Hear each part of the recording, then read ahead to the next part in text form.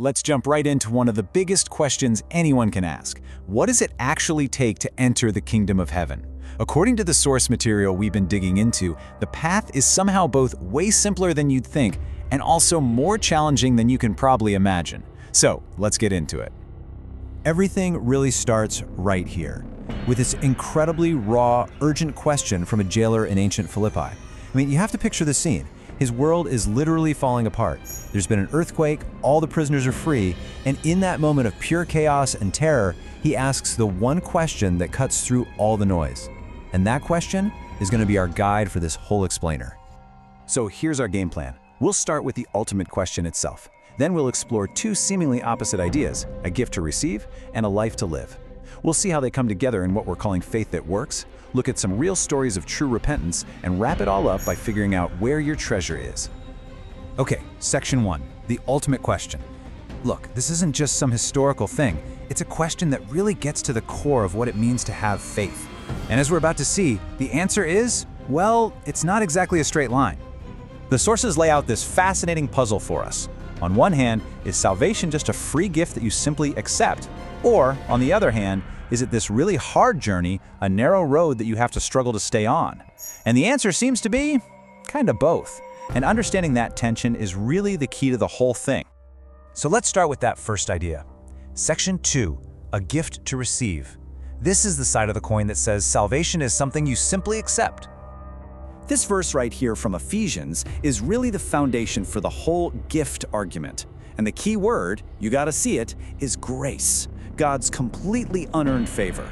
The sources really hammer this home. This isn't a reward for good behavior or a paycheck for a job well done. It's a pure gift, which means no one can ever stand around bragging that they earned their way in. In this story, man, this might be the most powerful picture of that idea.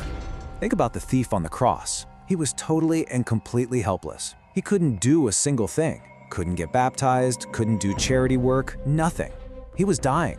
And yet, in a single moment of simple faith, Jesus looks at him and says, "Today you will be with me in paradise." The sources point to this as the ultimate example of salvation by grace and by grace alone. So for summarizing this side of things, it's pretty clear. You get into heaven based on your faith in what Christ did for you. It's like a one-time declaration of not guilty. It's a gift. But is that the whole story? And that question brings us right to section 3, a life to live. Because this is where that beautiful simplicity we just talked about gets a whole lot more complex.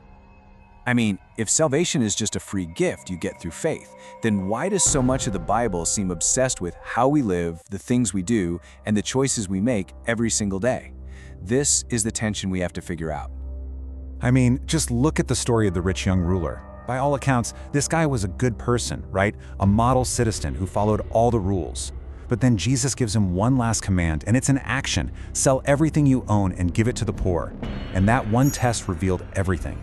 It showed where his heart's true loyalty was, and he couldn't do it, which proved his wealth, not God, was his real treasure. And then this parable from Matthew just drives the point home even harder. Notice what's being described here: giving someone a piece of bread, welcoming a stranger, visiting a sick person. In the end, the final judgment isn't some big theological exam. It's a review of these super practical, compassionate actions. The question isn't, so what did you believe? The question is, what did you do? So here it is, the big apparent contradiction.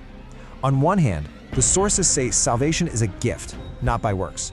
But on the other hand, the final judgment seems to be based entirely on, well, works. So how in the world do we put these two powerful ideas together? Well, that brings us to the very heart of this explainer. Section 4, faith that works. This is where all those puzzle pieces finally start clicking into place. So here's the whole puzzle laid out visually. On one side, you've got the thesis, salvation by faith, and on the other, the antithesis, salvation by works. So what's the answer? Well, the sources suggest that the solution isn't to pick a side, but to find the synthesis, the way they work together. The book of James just tackles this thing head on. This verse right here might be the most direct statement on the subject in the entire Bible. It says flat out that a person is considered righteous by what they do, and not by faith alone. So that forces us to ask a really important question. What kind of faith are we even talking about? According to the sources, James actually breaks it down into different kinds of faith. First up, there's what he calls a dead faith. This is purely intellectual. It's like you agree that a bridge is perfectly safe, but you never actually walk across it. You can believe all the right things, but if it doesn't change how you live, the sources call that faith totally useless or dead. Okay, the next level up is what the source material calls demonic faith, which is, it's just a fascinating idea. This isn't just knowing the facts, it actually includes a real emotional response. James points out that even demons believe in God, and their belief is so real it makes them shake with fear. But that belief doesn't lead to obedience. So you've got belief plus emotion, but it's still not enough. And here it is, here's the resolution, what the sources call a dynamic faith. This is the synthesis we've been searching for. It engages your whole person. Your mind understands the truth, your heart rejoices in it, and, this is the critical part, your will acts on it. So you see, it's not faith versus works. It's that a true living faith can't help but produce works, just like a healthy apple tree can't help but produce apples. So what does this dynamic faith actually look like in a person's life? Well, Section 5 gives us some really powerful stories of repentance. And repentance is really just a change of mind that leads to a complete change of direction. Just look at these 3 examples. Peter's regret wasn't just a bad feeling, it turned him into a leader. The prodigal son didn't just feel sorry for himself out in the pigsty, he got up and he went home. And the Philippian jailer, the guy who started this whole thing, immediately showed his new faith by taking care of the very prisoners he was supposed to be guarding. In every single story, you see the exact same pattern. Real belief and decisive action are just 2 sides of the very same coin. And that brings us to our last section, which really ties everything we've talked about together with one single profound metaphor. Section 6, where your treasure is. Jesus makes this incredibly insightful statement.